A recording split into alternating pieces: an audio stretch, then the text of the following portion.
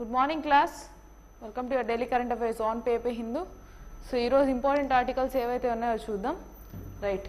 So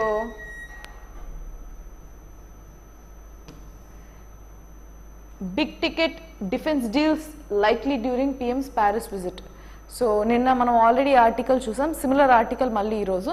so what is this article? మన ఒక prime minister వాళ్ళ యొక్క, సో మన ప్రైమ్ మినిస్టర్ నరేంద్ర మోడీ గారు ఫ్రాన్స్కి వెళ్తున్నారు. So they are going to have some important what we can say important deals అనమాట. సో ఎస్టర్డే చూసాం ఆర్టికల్, దానికి అప్డేషన్స్ అనమాట. Will see what are those updations. Okay, so just like దాని continuation article అనుకోవచ్చు. As the India-France strategic partnership hits the quarter century mark, century 100 years, quarter century 25 years, okay, mark, it has been given strong guidance by the common vision of Prime Minister Narendra Modi and French President Emmanuel Macron, the Foreign Secretary Vinay Mohan Kwatra said. So ఏం చెప్తాను, ఈ 25 years ఇప్పుడు touch అవ్వడంతో they are trying to have a common visionary. So cooperation నుంచి cooperation వరకు వెళ్దాము, coordination వెళ్దాము అని వాళ్ళు ఆల్రెడీ డిస్కస్ చేసుకున్నారు. డిఫెన్స్ సెక్టార్లో ఇంప్రూవింగ్ రఫేల్ జెట్స్ ఫర్దర్గా ప్రొక్యూర్ చేయడము, we already seen this. So Mr. Modi's visit to France is being interpreted as a step towards closer military operation between two countries, as India is gearing up to acquire 26 new Rafale fighter jets with that will fit into India's maritime military plans. So ఇది already చూసాం. ఈ 26 new fighter jets వచ్చేది మన carrier ఏవైతే naval carriers ఉంటాయి కదా, carriers మీద నుంచి టువర్డ్స్ స్కై లాంచ్ చేయడానికి యూస్ చేస్తారనమాట. So these Rafale jets are for navy, maritime security, for maritime military security plans కోసము ఇది ఫర్దర్ ప్రొక్యూర్మెంట్ జరుగుతుందన్నమాట. Right, next. So not a big article, but ya you need to know the flows కదా, tendencies ఎలా ఉంటాయని తెలుసుకోవాలి. So ya, June inflation quickens to 4.8% as food prices climb. So food price inflation జరుగుతుంది. చూసినట్లయితే even tomato rates ఇవన్నీ కూడా పెరుగుతున్నాయి కదా, ఇవన్నీ ఫుడ్ కాస్టే కదా. So suddenly there is a spike in amount, spike in rises whatever the prices that you are purchasing. Suppose tomato కానీ వీట్ కానీ ఏమన్నా చూసుకున్నట్లయితే ప్రైస్ హైక్ అన్నది మీరు అబ్జర్వ్ చేసి ఉండొచ్చు. Mainly tomato top crops price hike అన్నది చూసి ఉండొచ్చు. సో అందుకని జూన్ మంత్ నుంచి, so from this particular June month you can see the inflation అనమాట, in food price inflation to 4.8%. So quickens to 4.5%, less than 3% in the previous month due to rising cost of items of cereals, pulses and tomatoes. So చెప్పా కదా, tomatoes కానీ cereals కానీ pulses కానీ increase అయింది. Retail inflation below RBI's upper threshold limit. So upper threshold limit ఎంతైతే చెప్పారో అంతకన్నా retail inflation తక్కువే ఉంది. So yes, so retail inflation hardened in June to a 3-month high, which is 4.81% from May's 4.31%. So May లో 4.31 ఉండింది, ఇప్పుడు 4.8% inflation అనేది పెరిగింది. Okay, so spike in food grains due to rising cost of items like cereals, pulses, milk and tomatoes. Food price inflation quickened to 4.5%, less than 3% previous month. Last month చూసింటే almost 11-month లో అని చెప్పి ఇలా చదువుకున్నాం. Like for so far 3% పడిపోయిందని కూడా చదువుకున్నాం. So ఇప్పుడు చూసినట్లయితే 4.5% వచ్చి ఫుడ్ ప్రైస్ ఇన్ఫ్లేషన్ ఉంది. సో ఫుడ్ ప్రైస్ ఇన్ఫ్లేషన్ పెరగడం వల్ల ఓవరాల్ రిటైల్ ఇన్ఫ్లేషన్ కూడా పెరిగింది అని చెప్తున్నారు. ఓకే, సో యా, ఇది మీరు అక్కర్ చూసుకోవచ్చు, రిటైల్ ఇన్ఫ్లేషన్ ఎలా ఉంది, food inflation. So it is both correlated, that you can understand. Fine, next. ఇంకా డెప్త్ పోక్కర్లేదు, జస్ట్ ఎంత ఉంది వాల్యూస్ అని కనుక్కుంటే చాలు. నెక్స్ట్, సో ఈ మణిపూర్ ఇష్యూ మనకు ఆల్రెడీ తెలిసిందే, దాని మీద కూడా ఈరోజు ఒక ఆర్టికల్ చూస్తాం. Fine, then will go. Okay, so tomatoes hike అనుకుంటే ఎంత అనుకోవచ్చు. సో దిస్ ఈ month and they are expecting it to be more than 200 mark touch అవుతుంది అని చెప్తున్నారు సౌత్ ఇండియాలో.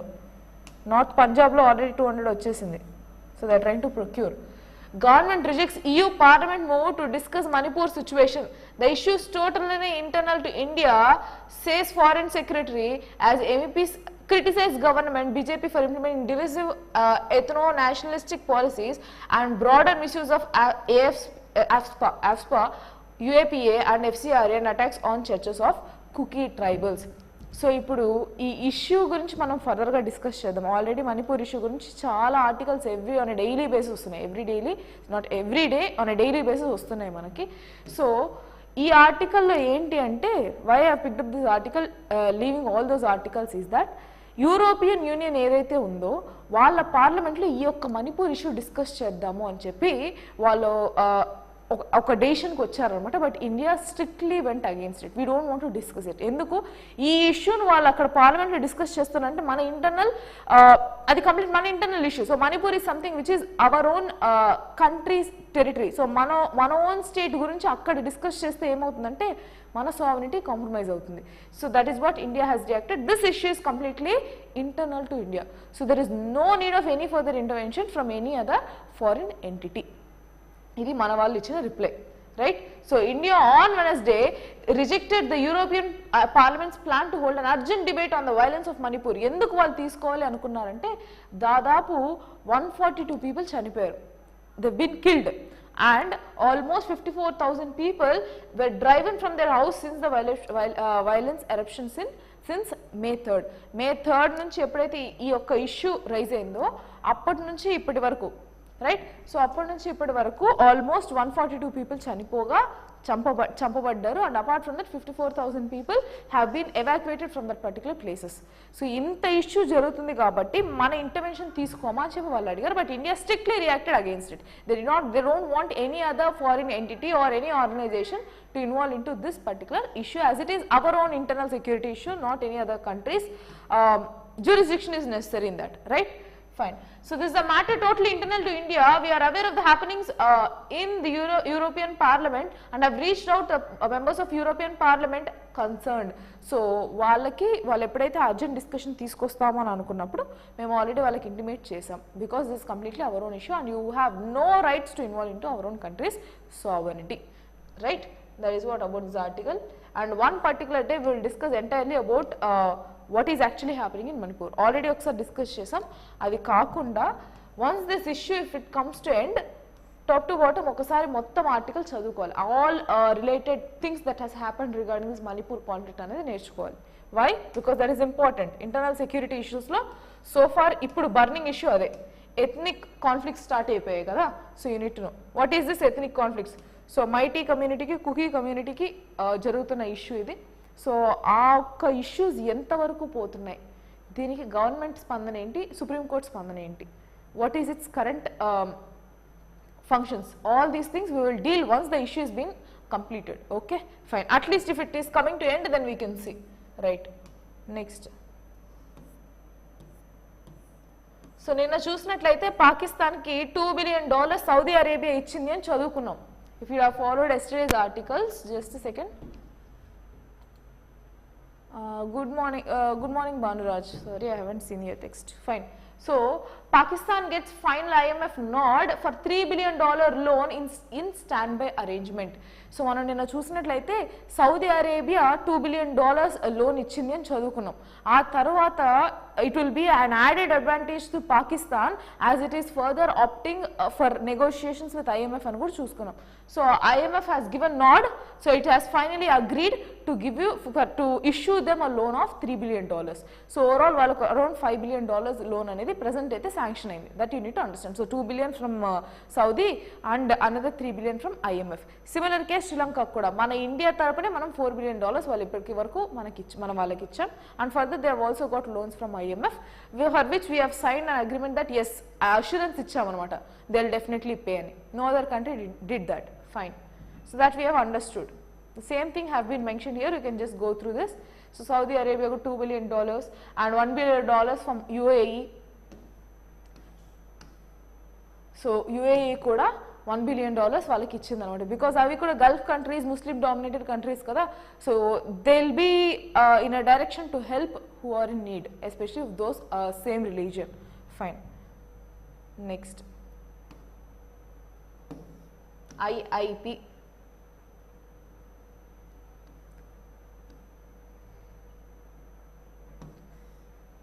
సో యా, IIP అంటే ఏంటి? Index of industrial production.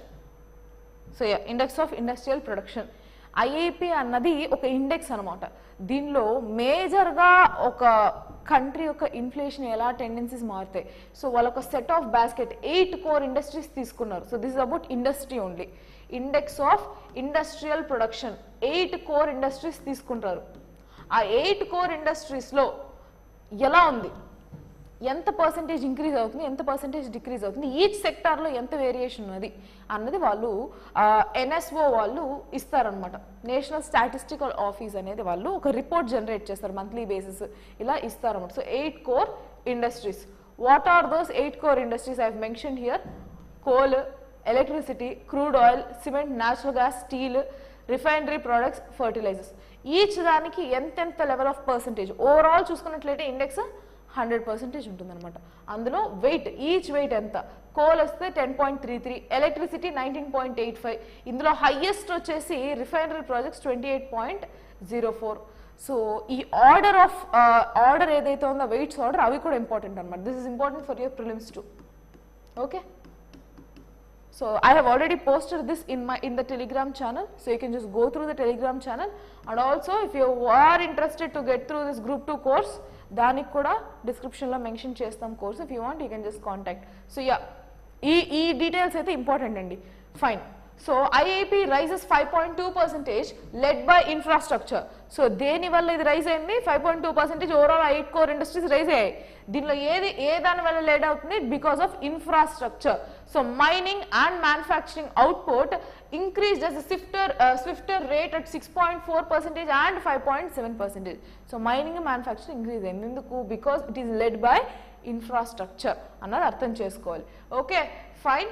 So with the latter period by the consumer durables snapping 5-month decline, so consumer durables ఏవైతే ఉన్నాయో that have seen decline, and apart from that NSO data shows that 12 out of 13 manufacturing subsectors reported contractions. So infrastructure వల్ల growth తప్పనిచ్చి ఈ mining manufacturing ఇండస్ట్రీలో growth తప్పనిచ్చి remaining manufacturing సబ్సెక్టార్స్ ఏవైతే ఉన్నాయో వాటిలో ఇంకా తక్కువ వచ్చింది. So it is still decreasing అనేది అర్థం చేసుకోవాలి. It have contracted. Fine. So industrial output expanded at the fastest pace in 3 months in May, buoyed by your infrastructure to grow by 5.2% with compared to 4.4%. So electricity generation snapped 2-month contraction to rise of 0.9%. So contraction lo only 2 month, later on it has witnessed around 0.9% growth, and if you can see it is led by infrastructure where it has witnessed almost 5.2% increase, right? Next, mining and manufacturing as a whole edged at a swifter rate of 6.4%, same thing 6.4% and 5.7%. 6.4% which mining, next manufacturing వచ్చి 5.7%. So this is the data by National Statistical Office which I have already mentioned. So production of consumer durables rebounded to growth for the first time in 6 months. 6 months వరకు ఈ consumer durables ఏవైతే ఉన్నాయో అన్ని contraction లో ఉన్నాయి, but it has seen to be rebounded, అంటే మళ్ళీ positive trend కి వస్తుంది. Expanding 1.1% compared to 2.5% contraction in April. అంటే ఏప్రిల్లో -2.5% ఉండింది, అండ్ ఇప్పుడు చూసుకుంటే 1.1% expansion. Okay, so that you need to understand. Fine.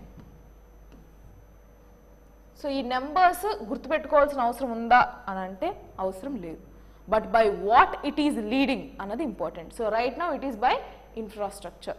So these are the industries and the infrastructure and construction goods output continued to drive up to the index of industrial production, rising to 14%, almost 13% rise in April.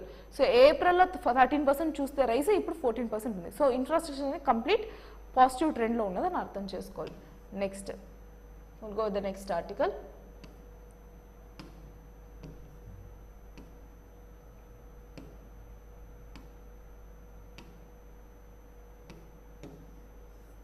Yeah. So I haven't taken this particular article. If you are interested, just go through this. Why I have not taken this is US based research anamata. మన research కాదు, US research కాబట్టి children గురించి అయినప్పటికీ ఈ article తీసుకోలేదు. If it is something related to India we would have taken much importance. Right now no. And Chandrayaan mission starts and end. We have already seen that Chandrayaan 1 has been a success. చూసాం నిన్న article, explanatory article. మళ్ళీ చంద్రయాన్ 2 తీసుకున్నట్లయితే అదొక failure because lander have touched very hardly to the lunar surface and we lost its contact and it was a failure project. Now Chandrayaan 3 is something which is again an expedition to lunar surface. So దీని వల్ల ఏమేం benefits ఉన్నాయన్నది కూడా నేను చూసాం. అది కాకుండా dates again they have mentioned, we have already seen the dates as well. Where is this? Just a second. Fine. So it will be reaching on August 23rd, 24th and this 14th. Good morning Mahesh. Fine. So this 14th they will be launching this particular mission. That also we have seen. Nina rehearsals kuda jarigayi ani cheppi chusam article. Okay. Fine. So the module will take approximately a month to reach the moon from the time of launch, and the landing is scheduled for August 23rd, 24th, although this may change depending on whether on when the sun rises over the moon. So approximate estimation time వచ్చేసి August 23rd, 24th అన్నమాట. So ఆ తర్వాత sun rising ఎలా ఉంటుంది moon మీదకి అని దాన్ని బట్టి డిసైడ్ అవుతుంది overall. We have also seen Mark 3 అని ఒక లాంచ్ వెహికల్ ద్వారా పంపిస్తామని కూడా చూసాం. So yeah, that is what they have already mentioned. ikkada kuda lander rover untundi, end-to-end capability, and they are specially working on the surface protection. Ante ippudu lander soft ga akkada land avvadaniki kuda vallu ekku utmost care ane teeskuntunnaru evaru ISRO vallu. So that is what entirely has been mentioned in this particular article. So yeah, lander peru Vikram, rover peru Pragyan. ఇది కూడా చూసాం, but once again for your understanding. So lander ఏదైతే ఉందో దాన్ని విక్రమ్ అంటున్నాం, rover అనేదాన్ని ప్రజ్ఞాన్ అంటున్నాం. This will study the lunar surface using chemical and visual test. అక్కడున్న కెమికల్ ఏ టైప్ ఆఫ్ కెమికల్ యాక్టివిటీ ఉంది, సీస్మిక్ యాక్టివిటీ ఎలా ఉంది, ఈ అక్కడ దొరికే మినరల్స్ ఏంటి, క్లైమటిక్ కండిషన్స్ ఎలా ఉన్నాయి, ఇవన్నీ కూడా అనలైజ్ చేస్తాయి అనమాట. This particular Chandrayaan 3 which is your rover Pragyan. So that is about this article. Will go with next. Same thing they have mentioned here again. Next article. Yes, this is something which is important. Unna anni articles lonu ee article koncham important. We will see what is this. Is it possible to have a partial app bans? Ee article enduku vachinదో first backdrop. Manipur issue jarugutundi kada, akkada complete internet bans ane jarugutunnayi. So if at all అక్కడే కాదు, ఇండియాలో కూడా ఏ ఒక్క ప్లేస్లో suffering start అయినా, example ఇది బాగా prevalent Jammu and Kashmir ఏరియాలో, అండ్ ఇక్కడ నార్త్ ఈస్ట్లో ప్రివిలెంట్ అనమాట. ఎప్పుడైనా సరే ఒక వైలెంట్ ఇష్యూస్ జరిగినప్పుడు ఆ particular state government are the central government will take a decision to ban internet for that particular day. Internet usage అనేది ఉండకూడదు, ఎందుకంటే కమ్యూనికేషన్ ల్యాబ్స్ అయినప్పుడు వీళ్ళు తగ్గుతారు అన్న ఒక ఆలోచన అనమాట. Okay, and this will not turn out much violent అనేది గవర్నమెంట్స్ థాట్. సో ఇప్పుడు ట్రాయ్ ఏమని అనుకుంటుందంటే, so which is your telecom regulatory authority of India, this is responsible for all kind of internet facilities or communication facilities available in the country. So వీళ్ళు ఏం decide చేస్తున్నారంటే, why to ban entire internet, because some people will work. Suppose IT industry కానీ, లేదా ఏ service based industry అయినా, లేదా ఏ type of if you can take manufacturing or even now if you take the case of agriculture అయినా సరే, some or the other way internet usage has become necessary. So అది part of life అయిపోయింది. So instead of banning internet, why can't we ban specific usage of specific applications అన్న point మీద test చేస్తుంది. So TRAI తీసుకునే decision ఏంటంటే, why can't we go to ban only few of the apps. For example WhatsApp use చేసి వీళ్ళు రాంగ్గా violence insight చేస్తున్నారు అనుకుందాం ఒక పర్టికులర్ ప్లేస్లో. సో ఇప్పుడు మణిపూర్లో జరుగుతుంది కాబట్టి issue, let's take the example of Manipur. ఇక్కడ వైలెంట్గా టర్న్ అయింది పర్టికులర్ ఎథనిక్ కాన్ఫ్లిక్ట్. అలాంటప్పుడు నేను అక్కడ ఇంటర్నెట్ ఎందుకు బ్యాన్ చేయాలి? If they are communicating maximum through WhatsApp, let me ban WhatsApp, that is enough కదా. సో ఇలా ఒక ఇంటర్ఫేస్ తీసుకురావాలంటే ఇష్యూ ఏంటి అంటే, ఆ పర్టికులర్ వెండర్ ఎవరైతే ఉంటారో, సపోజ్ ఇప్పుడు వాట్సాప్ అనుకుంటే ఆ పర్టికులర్ కంపెనీ వాళ్ళు ఎవరైతే ఉంటారో వాళ్ళతో పాటు అగ్రిమెంట్ రావాలి. So they have to make sure that if these people are contacting, who try is contacting that particular app, then they have to agree obey to ban for that particular day. So ఈ communication అనేది establish చేయాలి, అలాంటప్పుడే అది work అవుతుంది. So that is what they have mention. But still even people can use VPN. So ఈ VPN services అనేది మీకు already idea ఉండొచ్చు. So if this VPN service is there, see virtual private networks అనేది ఉంది అంటే, ఇది ఏం చేస్తుందో చెప్తాను. For example, let's say a particular website or internet or something is being banned. Let's say ఒక వెబ్సైట్ బ్యాన్ అయింది అనుకుందాం. ఇప్పుడు నేను చెప్పిన విధంగా వాట్సాప్ కానీ బ్యాన్ చేసాం అనుకున్నాం ఈ పర్టికులర్ ప్లేస్లో. Through VPN I can connect to some other server and then I can go and access my particular website or particular app. దానివల్ల ఇప్పుడు నాకు ఉపయోగం ఏంటి? ఇప్పుడు నేను బ్యాన్ చేయడం వల్ల నాకు అర్థమే లేదు కదా. Then every other person will install VPN and then use that particular app. So this is the area where they have to work. So ఈ డిజిటల్ ఇన్ఫ్రాస్ట్రక్చర్ యూటిలైజేషన్ మీద ఫర్దర్గా వాళ్ళు వర్క్ చేయాలన్నమాట. That is what they have mention here. And let me go to the gist. I have already given you the gist. Again we will read out. So last week, TRAI, Telecom Regulatory Authority of India, sought inputs whether it would be possible to have a selective app bans instead of internet shutdowns. Internet మొత్తం ఎందుకు shut down చేయాలి? ఏ app వల్ల triggering అవుతుందో, ఏ app వల్ల trigger start అవుతున్నాయో సొసైటీలో అవి బ్యాన్ చేస్తే చాలు కదా. So why can't we train that way అని ట్రై అనింది. So internet shut downs are imposed in states and districts across India from time to time in order to prevent the rapid spread of provocative content during commonly charge periods. So during communally charge periods అంటే ఈ communal violence ఏవైతే వస్తున్నాయో అలాంటి టైంలో ర్యాపిడ్గా spread అవుతుంది. మీకు గుర్తుండొచ్చు లేకపోవచ్చు, if at all you are aware of it.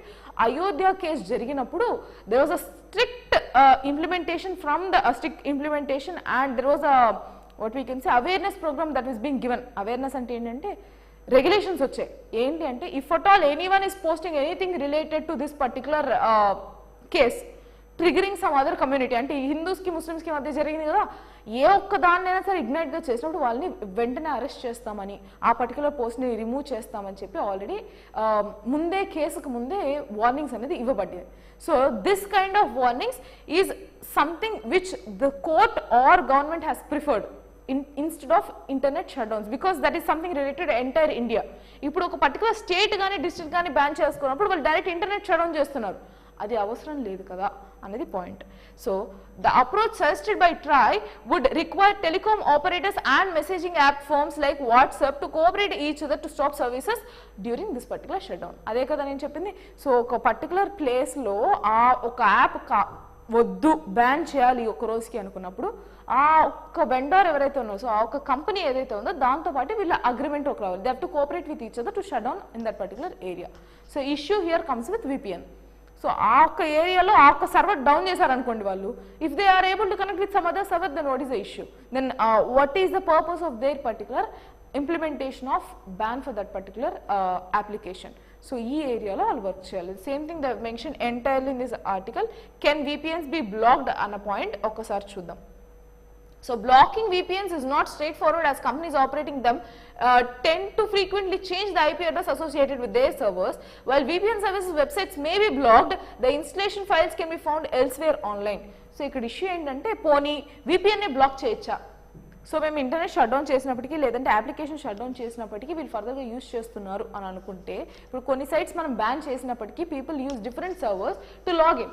So అలాంటప్పుడు ఎలా బ్యాన్ చేయాలి అన్న పాయింట్ వచ్చినప్పుడు it is not definitely straight forward. ఎందుకు? If people tend to find, ఇప్పుడు ఆ పర్టికులర్ వెండర్కి ఒక IP అడ్రస్ ఉందనుకోండి, ఇది కంటిన్యూగా మారుతూ ఉంటుంది. సో ఈ మారుతున్నప్పుడు ప్రతిసారి అప్డేషన్స్ ఫస్ట్ థింగ్ కష్టం. Next thing, while VPN services websites may be blocked, the installation files can be found elsewhere. So ఒక చోట బ్లాక్ చేసినప్పుడు ఆన్లైన్లోనే డైరెక్ట్గా దొరుకుతాయి installation softwares. So if you want to install it is very much easy. So direct blocking అనేది highly almost impossible అనేది point. So the Manipur high court was informed as much by telecom operators who said that blocking VPNs is technically unfeasible because of the continuous changing of servers IP address all the time and availability of this online everywhere. So మీరు ఆన్లైన్లో ఒక్కసారి VPN అని చెప్పి app నొక్కారంటే 100 దొరుకుతాయి. So why people can't choose some other better options instead of being quiet, right? So however, the internet rights activists say blocking VPNs would be a damaging move for online privacy, and VPNs help secure digital rights under the Constitution of India, especially for journalists, whistleblowers and activists. So దీనికి ఇంకొక opposite point ఏంటి అంటే you should not be compromising on or you should not be compromising on your VPN rights. So ఎప్పుడైతే మీరు VPN rights block చేస్తారో అది మా ఒక రైట్ టు ప్రైవసీ అనేది డిస్టర్బ్ చేస్తుంది.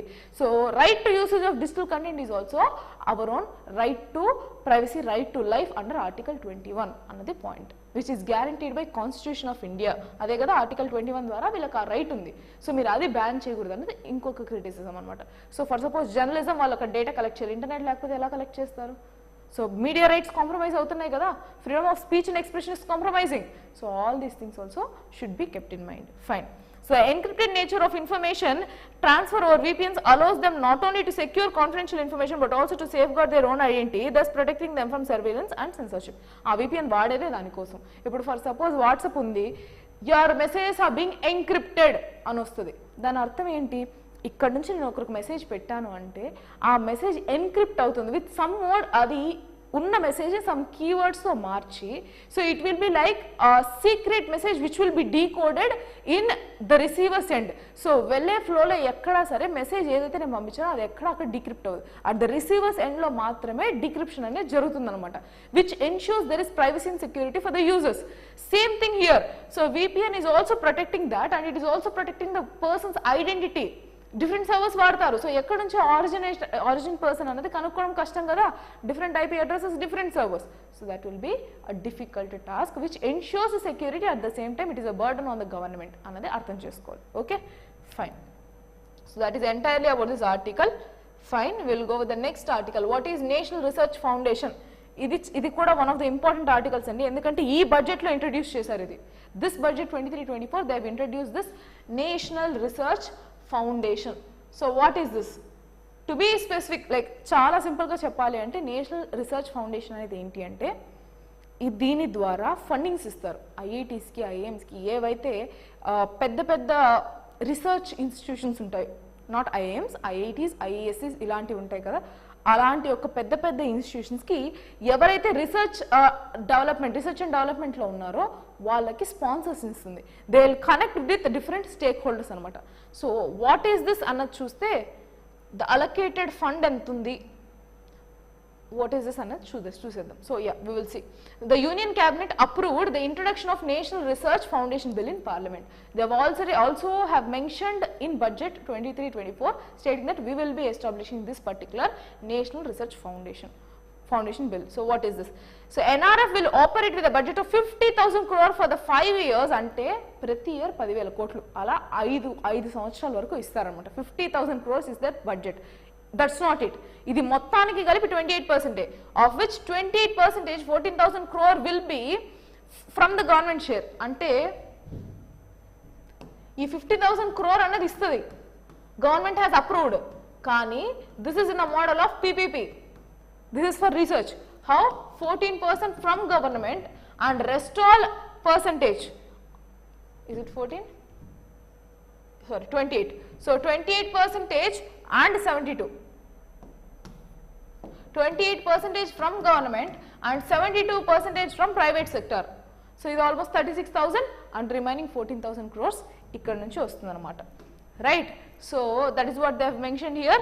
So 36,000 crore will come from private sector. So PPP model ద్వారా ఈ రీసెర్చ్ ఫండింగ్ అనేది జరుగుతుంది. So we are trying to reap our benefits of demographic dividend అంతే. సో పీపుల్ యొక్క ఇంటెలిజెన్స్ని మ్యాక్సిమం బెనిఫిట్ చేసుకోవాలనుకుంటున్నాం మన కంట్రీలో, because we need this research and development, right? So NRF intends to act as a coordinating agency between researchers, various government bodies and industry, thus bringing industry into the mainstream of research. So ఏం చేస్తున్నారు, ఈ industrial research ఏవైతే జరుగుతుందో, what ever is the thing that is happening in IITs, IIScs, what ever the biggest institutions available in the country, వాళ్ళ ఒక రీసెర్చ్ని మన మార్కెట్లోకి తీసుకురావడానికి ట్రై చేస్తున్నారు. That is what actually happening. Okay, fine. So yeah, Union Cabinet has approved the introduction of National Research Fund Bill in Parliament, placing once again the debate on science and technology funding in the spotlight. So చాలా మంది startups కానీ లేదంటే school లెవెల్లో, college లెవెల్లో వీళ్ళు ఎవరైతే research చేస్తున్నారో వాళ్ళకి వచ్చే మెయిన్ ప్రాబ్లం ఫండింగ్. సో ఆ ఫండింగ్ అవైలబుల్ చేసినప్పుడు ఏమవుతుంది, lots and lots of research will be happening in the country. Okay, fine. So what is NRF? So it is a part of NEP 2020. ఇది కూడా చాలా important. So it is a part of National Education Policy 2020. So one of the key recommendations, that was something which has been recommended by NEP 2020. It intends to act as a coordinating agency between researchers, various government bodies and industry, thus bringing industry into mainstream of research. ఎందుకు ఇంత focus చేస్తున్నారు అంటే, already industry 3 sectors చూసుకున్నట్లయితే agriculture, manufacturing which is industry, agriculture, industry and services తీసుకున్నట్లయితే industry is something which is lagging in the country. We are service based country and we are agriculture economy country, agriculture driven economy country మనది తీసుకున్నట్లయితే. So maximum benefits మన country GDP contribution వచ్చి from agriculture and from services. Industry is something which is lagging, 20% కూడా లేదు, so around 21 something. So ఇప్పుడు ఏంటి, ఆ ఇండస్ట్రీని బెనిఫిట్ ట్యాప్ చేయడానికి ట్రై చేస్తున్నాం. Okay, so in addition to providing research grants to individuals, the NRF plans to seed, grow, facilitate research in India's universities, especially state universities, by funding research infrastructure and researchers. So ఏం fund చేస్తున్నారు ఇక్కడ? First monetary benefits. So వాళ్ళకి రీసెర్చ్కి ఎంతైతే money ఏమంతా కావాల్సి వస్తుందో అదొకటి.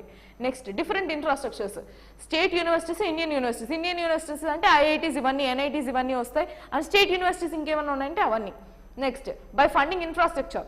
So అవి చేయాలంటే వాళ్ళకి ఖచ్చితంగా ఇన్ఫ్రాస్ట్రక్చర్ అనేది కావాలి కదా. So infrastructure funding and researchers. So this is what they are going to fund. How it will be funded, I have already mentioned. 2872, which is 14,000 crore from government in the 5-year span, and 36,000 from private sector. Overall 50,000 crores in the span of 5 years. This is the target. It is for the first time, andike it ant important, for the first time that India is again focusing with a special fund, oka separate fund e dini kosam research kosam pettam, ide first time anamata. Okay, so how it will benefit another already manaku telisinde. So just go through this, it's easy. Infrastructure develop అవుతుంది, researchers, soft copies, like paperwork will be digitally processed without sending stacks of papers. So digital intervention ఉంటుంది. ఇవన్నీ వచ్చి దీని benefits అనమాట. Already benefits we are already aware of it. So what is the procedure అన్నది చెప్పేసాను. So that's it for today. These are all the articles that are important in today's class. So we'll meet again in tomorrow's session. That's it for today. We'll meet in the tomorrow's current affairs. Thank you. Good afternoon.